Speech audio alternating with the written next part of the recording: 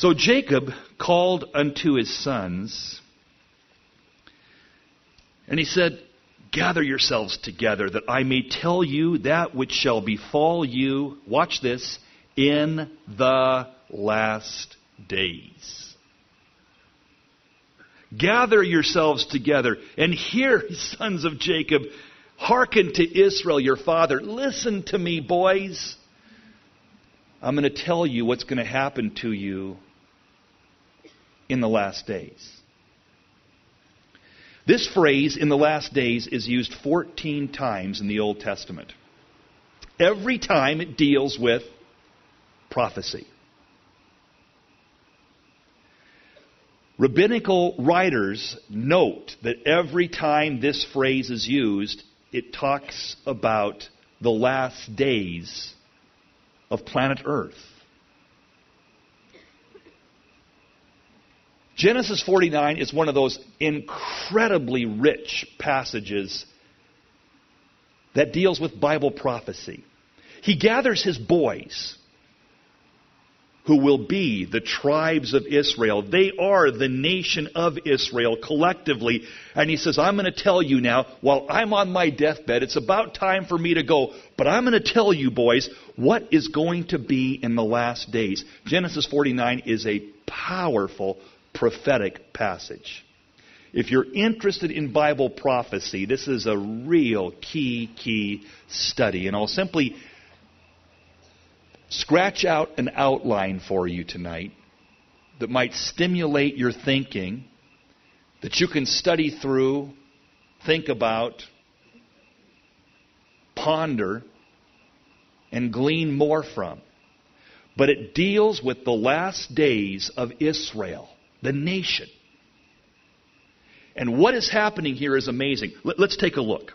He gathers his sons, and there's no real order as far as chronology goes to the way he's going to talk to his boys, which is unusual because usually if you're pronouncing blessing, you would deal with the firstborn and then the secondborn and the thirdborn chronologically. Jacob doesn't do that here, which right away is unusual. Because you see, his purpose is not simply to bless his sons specifically, but to tell a story of what is going to be of the nation from the earliest days to the end times. And there's a beautiful chronological flow here. You can see the entire history of the nation of Israel concerning the days before Messiah's first coming, to Messiah's first coming, to their rejection of Messiah, to their going into the tribulation, and finally the restoration of the kingdom. It's all here. Let's take a look and see. Reuben, verse 3, Thou art my firstborn, my might, and the beginning of my strength, the excellency of dignity, the excellency of power. I'm sure Reuben was saying far out. Dad, you really got it right. That's me. I am your firstborn. The beginning of strength, the excellency of dignity, you bet. But then he goes on. You are as unstable as water, and you shall not excel, because you went up to your father's bed and defiled thou it. He went up to my couch, Jacob said. What he's referring to is what Reuben did 40 years previously. When Rachel died, Jacob's beloved wife, Reuben grabbed Jacob's handmaiden, Bilhah, and had sexual relations with her off the Oval Office. No.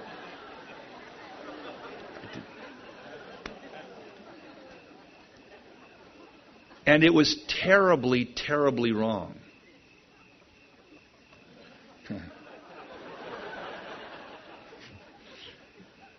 Because Bilhah was the one person who could have perhaps truly, really comforted Jacob at a time when He was mourning the loss of his wife, Rachel. Instead of allowing her to fill that role, Reuben took advantage of the situation. Wormed his way in. And no doubt he thought, hey, got away with that. 40 years later. 40 years later. This is real sobering. 40 years later, it comes back to bite him. Speaking in the Spirit, under the anointing, his dad says, you had every opportunity. You're my firstborn. But you're as unstable as water. And what you did 40 years ago has caused you to be less than what you would have been had you not partaken in that sin. Sin stinks. Be not deceived. God is not mocked. Whatever a man sows, that shall he also reap. Reuben, you're unstable. Therefore, you will not excel. Sorry. You're not going to excel. In this, for you guys that are following this through with me, if you're interested in Bible prophecy, this speaks of the earliest days of Israel's history, and they are, number one, a disappointing people. A disappointing people. Israel, the firstborn of God, if you would, His chosen people, His nation.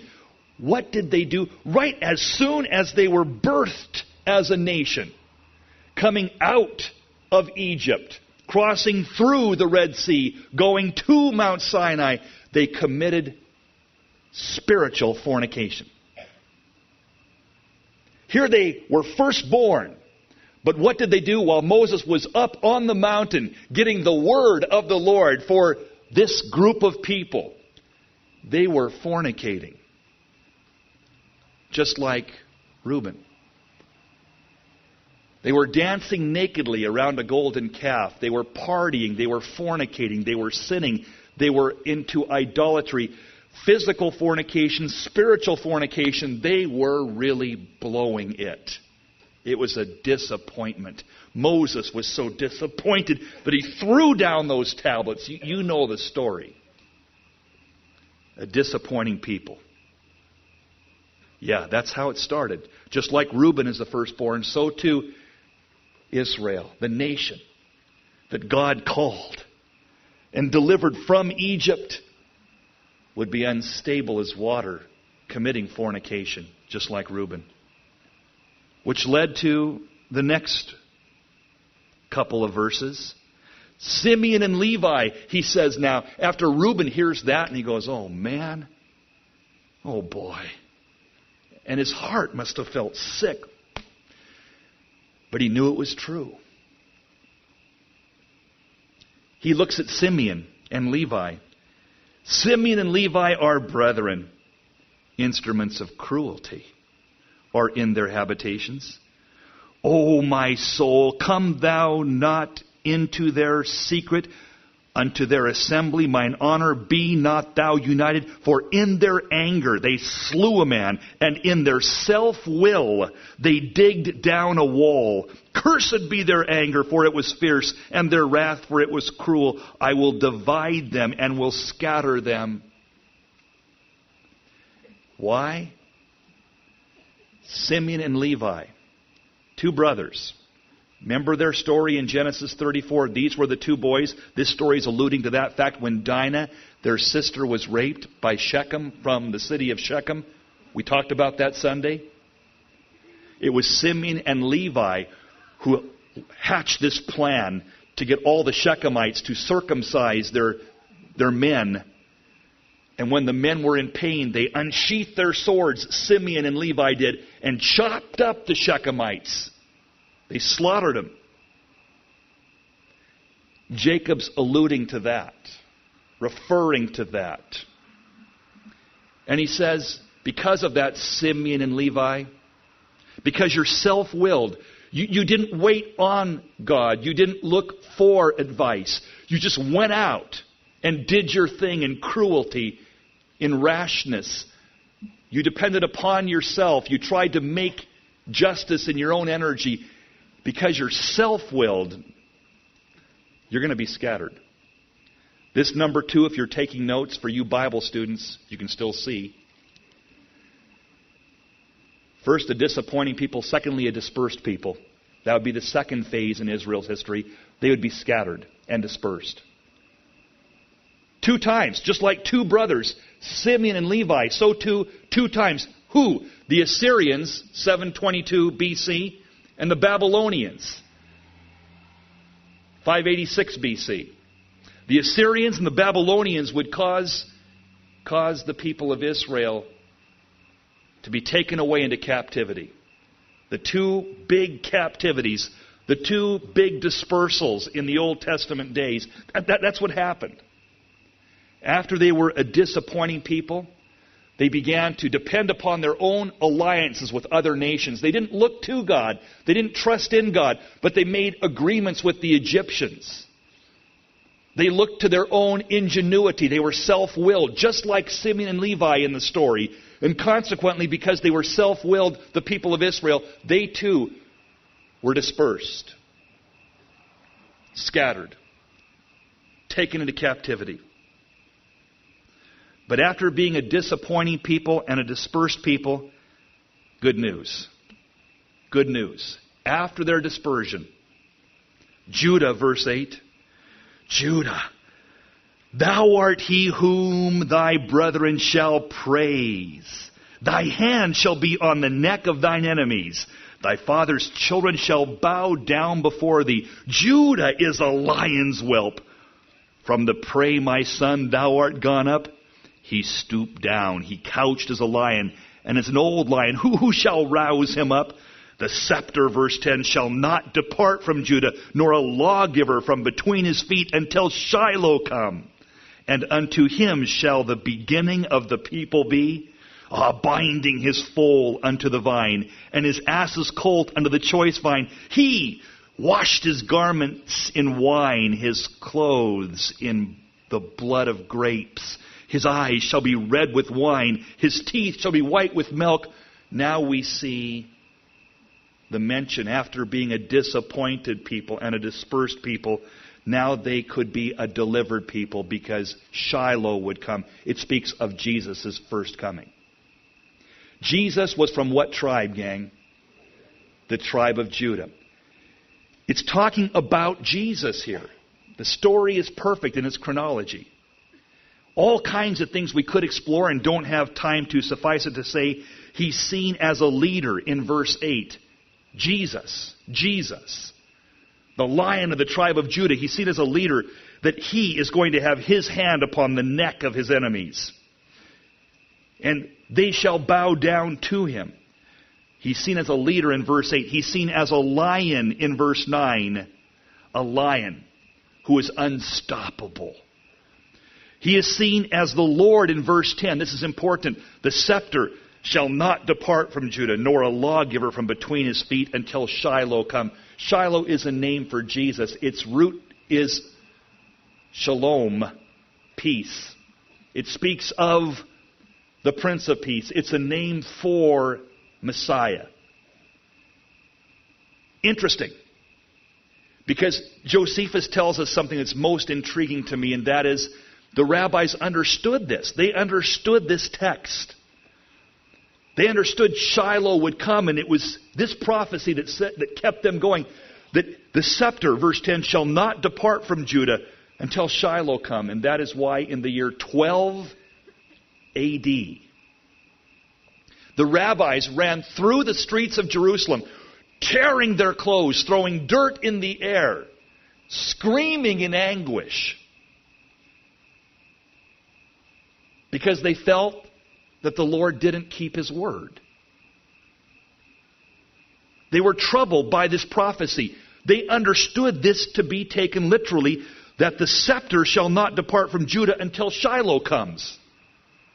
It was in 12 A.D., Josephus tells us, that the Romans who were occupying the land and in the city of Jerusalem, the Romans, they took away from the Jewish Supreme Court the ability to mete out capital punishment. And that is why, of course, when Jesus would die, when Pontius Pilate said, "You guys handle this," they said, "We can't do that. It's against the law for us to mete out capital punishment. You've got to do that, Pilate. It's your responsibility. We can't do it legally." Now, the rabbis taught that you could claim that you were in control, that you had a degree of sovereignty as a nation if you could execute capital punishment. But once that was taken from you as a nation, once you were no longer able to mete out that supreme punishment, if another group said you can't do that any longer, that would mean that you lost your sovereignty, the scepter of power.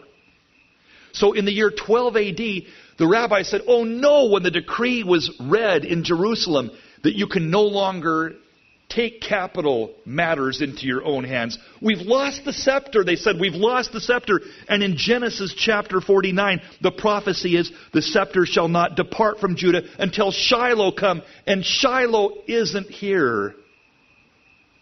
So they thought. Because at that same time, when that decree was passed down from Rome, and the Jews, the rabbis, were so distraught and ripping their clothes, at that same time in Jerusalem, in the same city, was a 12-year-old boy in the temple, astounding the teachers, the rabbis, the doctors who were there, discoursing with him. As they would ask him questions and as he would dialogue with them, they could not believe what they were hearing. Shiloh was there as a 12-year-old boy in the temple, the very day when the scepter was taken away. The scepter shall not depart from Judah until Shiloh, till the Prince of Peace comes. And he was there, you see. And so we see him in verse 10 as the Lord.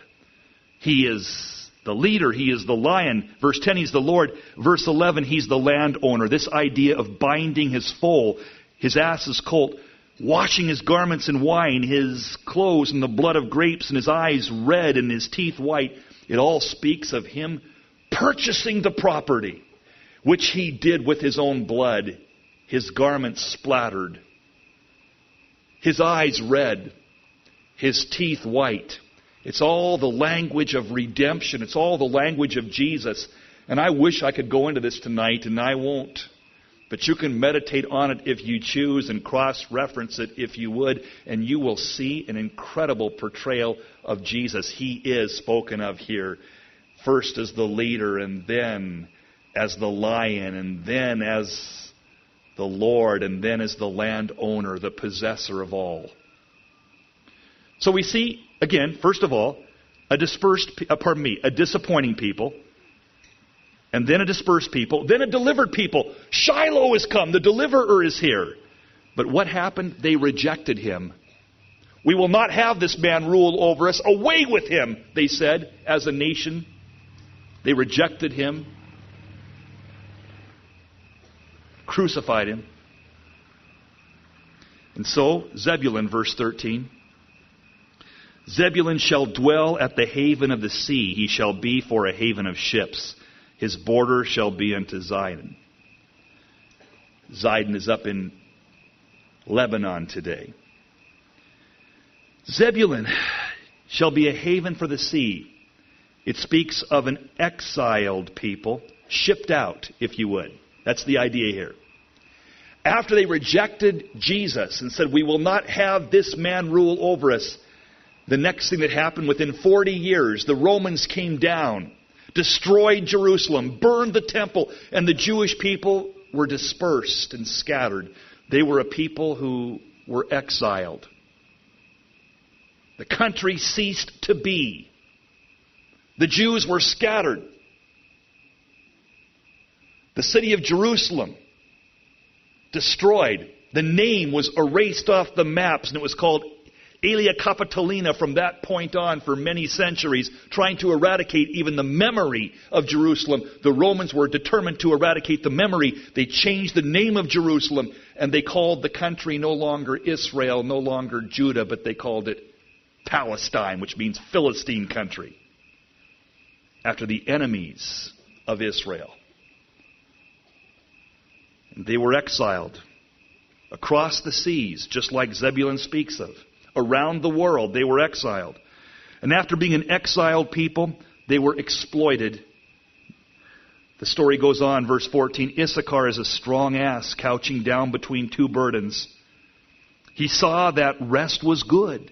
The land was pleasant. He bowed his shoulder to bear and became a servant unto tribute. After they were exiled, funny thing happened to the Jews. Wherever they went, they prospered. Stubborn, a strong donkey.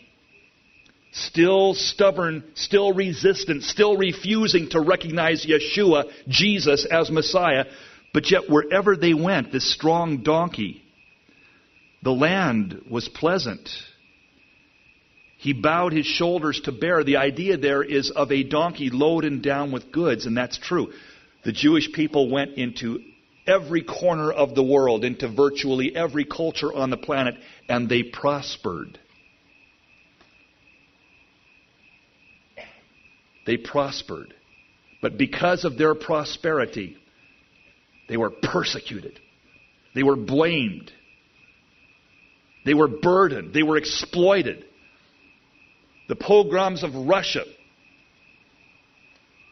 the concentration camps of Nazi Germany, the stories go on and on, not just in recent days, but all through their history. Wherever these people went, because of their rejecting of the Lord, they were exiled from the land and they were exploited.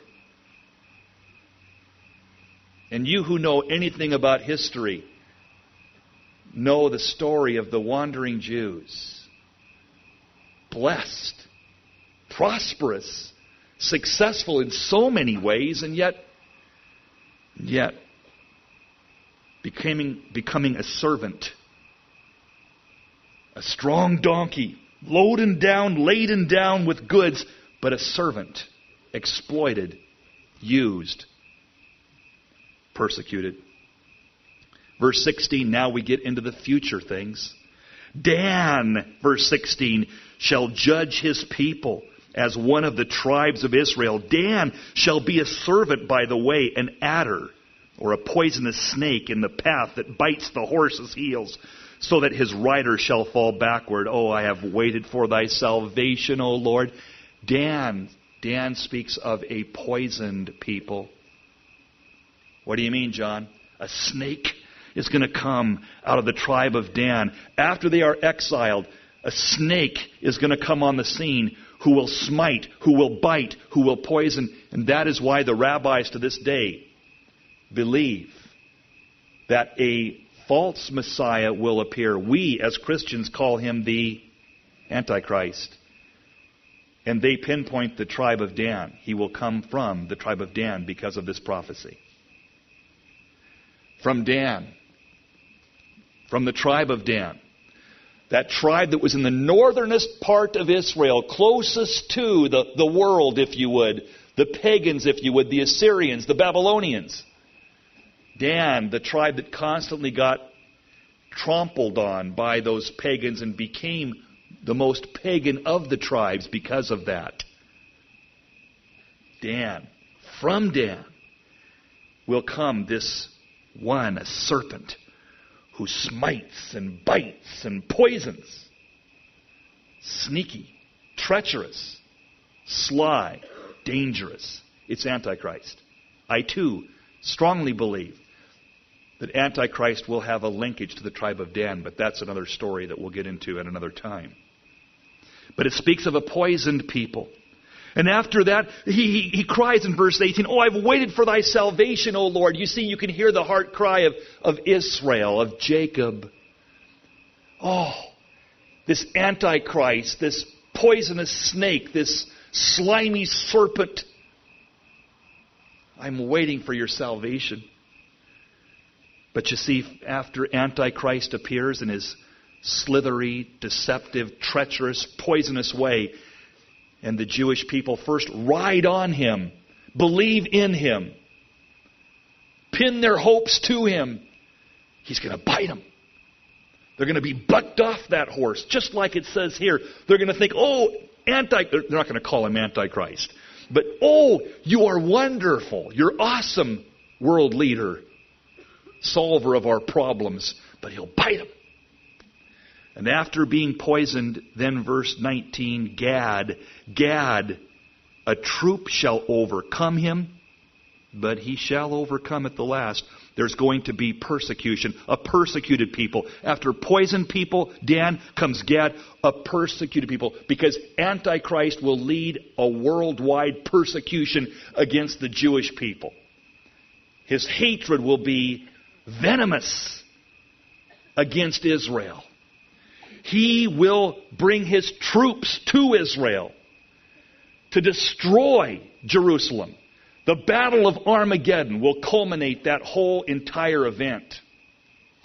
But Antichrist and the forces of Satan will mobilize the world to come into the valley of Megiddo, to come right down to the very city of Jerusalem to destroy it. And that's what this speaks of. Gad, a troop shall overcome him, but, parenthetically, what? He shall overcome at the last. A persecuted people. Verse 20, out of Asher, his bread shall be fat, he shall yield forth royal dainties. They're going to be, even while there's this poisoned people and persecuted people, they're going to be a protected people. Because in the tribulation, Revelation chapter 7 says, there's going to be a work of the Holy Spirit. 144,000 Jewish Billy Grahams are raised up, and the Jewish people begin to see and understand the truth. Elijah and Moses, they're ministering themselves in the city of Jerusalem. Things are going to be happening.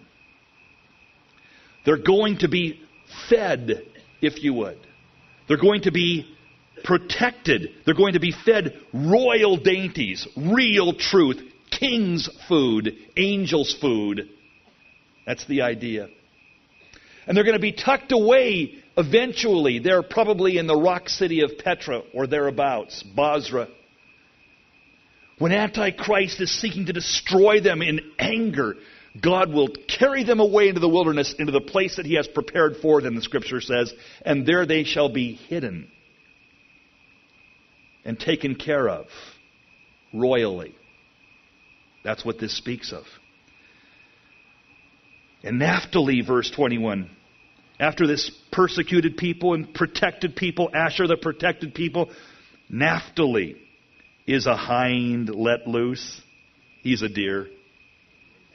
He giveth goodly words. They're a preaching people. What happens? You know the story. After Antichrist appears, after the persecution begins, after the people of Israel are being worked on by the Lord and fed from the Lord, they're going to be Naphtali. They're going to be a preaching people, like I alluded to earlier. Revelation chapter 7, 144,000 evangelists, 12,000 from each of the 12 tribes raised up, going throughout the world, preaching the gospel. They're going to have goodly words. They're going to be let loose. They're going to be really deer, like a hind. The word hind means deer. Yeah. They're going to be sharing good words. Yes! During the tribulation period, people will get saved, praise the Lord. Because Naphtali, that is, the Jewish people are going to be a preaching people. This is part of their destiny. And then, after we've seen them be a poisoned people, a persecuted people, but a protected people, and a preaching people, then comes the virtuous ruler. You know that Joseph is a picture of who in our story? Who? Who? Yes, of course. Joseph is a fruitful bough. Even a fruitful bough by a well whose branches run over the wall. We talked about that, and I'm not going to do it again. I blacked out last time. It's dark again. Joseph is a fruitful bough. A fruitful bough by a well, indeed. Branches running over the wall, oh yes. The archers have sorely grieved him. They shot at him. They hated him. This speaks of Jesus. But his bow abode in strength. And the arms of his hands were made strong by the hands of the mighty God of Jacob. From thence is the shepherd, the stone of Israel, even by the God of thy father who shall help thee. And by the Almighty who shall bless thee with blessings of heaven above, blessings of the deep that lieth under, blessings of the breasts and of the womb, and the blessings of thy father have prevailed above the blessings of my progenitors unto the utmost bound of the everlasting hills. Oh, they shall be on the head of Joseph, on the crown of the head of him that was separate from his brethren. The one that was rejected, separated from, blessings will abound on him. You see, now this speaks of the second coming of Christ. Are you following the story? Do you see the order? After the tribulation, the poisonous Antichrist, the persecution, the preaching that will take place. But after 7 years of that time that Jeremiah chapter 30 calls the time of Jacob's trouble, the tribulation, the greater than Joseph, the one whom Joseph pictures. We've talked about this at length, over 88 references I've given you at least concerning the similarities between Joseph and Jesus. He's coming. He's coming. The virtuous ruler. The virtuous ruler is coming. And this speaks of that. We don't have time to explore it. Simply, if you wish, think on it. Read through it. And we'll talk more about it probably this Sunday, because it's too good. And after the virtuous ruler, Jesus, spoken of in this blessing of Joseph, Jesus comes back the second time. Then lastly, a victorious remnant. The last son is to be blessed, Benjamin. Benjamin shall raven as a wolf. In the morning he shall devour the prey. At night he shall divide the spoil. Once Jesus comes back, spoken of in the blessing of Joseph, the second time, then there's going to be a victorious remnant. There's going to be a victorious reign. Benjamin, little tiny Benjamin, is going to scarf. There's going to be a reign. The Jewish people that others have despised and looked down on and have castigated and persecuted, the world put them down, and some Christians wiped them out with their theology. But I'll tell you the story that is really reality. They're going to get their spoil. God is not through with the Jew. God is not through with the people of Israel. And like Benjamin, he in the morning shall devour the prey. Those that would prey on him. I don't mean P-R-A-Y. Those that would P-R-E-Y on him. There's two groups of people in the world today. Those that are preying on Israel and those that are praying for Israel. And I pray, P-R-A-Y, that every one of you is one that's praying for Israel. Because God is committed to them. This is a chapter that speaks of God's divine design, His prophetic plan from beginning to end, as Israel himself, Jacob, gathers his sons around, and he blesses them or warns them. But in that we see the entire plan of Israel unfolded. The rabbis have understood this for centuries. Christian Bible teachers ought to as well.